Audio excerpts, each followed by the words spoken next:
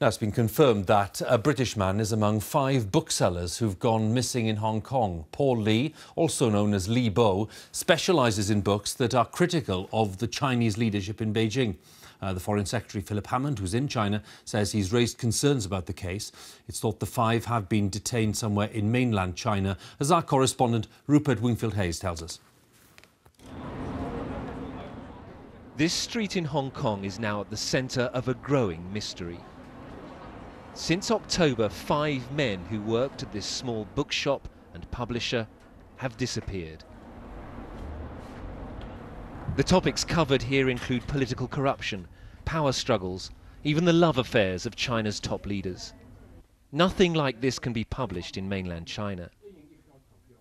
Last Wednesday, the owner, Paul Lee, became the latest to disappear. Hu Zhiwei is a friend of Mr. Lee's. He wrote some of the books here. I ask him if he feels safe any longer in Hong Kong. I don't feel safe, he says. Tomorrow they could come for me. Tomorrow I could be number 6. As we speak, 2 mainland Chinese men come into the shop. Their dress and behaviour are not those of tourists. This really isn't just about a little bookshop that publishes salacious books on the Chinese leadership. It's about the fundamental difference between Hong Kong and the rest of China. If, as now seems likely, the owner of this bookshop was abducted on the street outside here and spirited across the border into mainland China, then it means that potentially no one here in Hong Kong is any longer safe from the long arm of Chinese security. This is not how it was supposed to be. When the Union Jack was lowered here 18 years ago, China promised it would not impose its political or legal system on Hong Kong's citizens.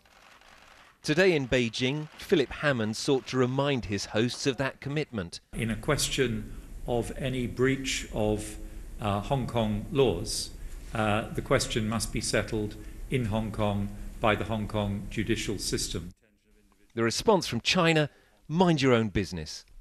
Hong Kong's affairs are purely China's internal affairs. No foreign country has the right to interfere. Not so, says the woman who ran Hong Kong's civil service for nearly 10 years. If the abduction is proven true, then I think you are spelling the death knell for one country, 2 systems. You can forget about it. Nobody would feel safe in Hong Kong simply by speaking up and exercising their legitimate rights and freedom.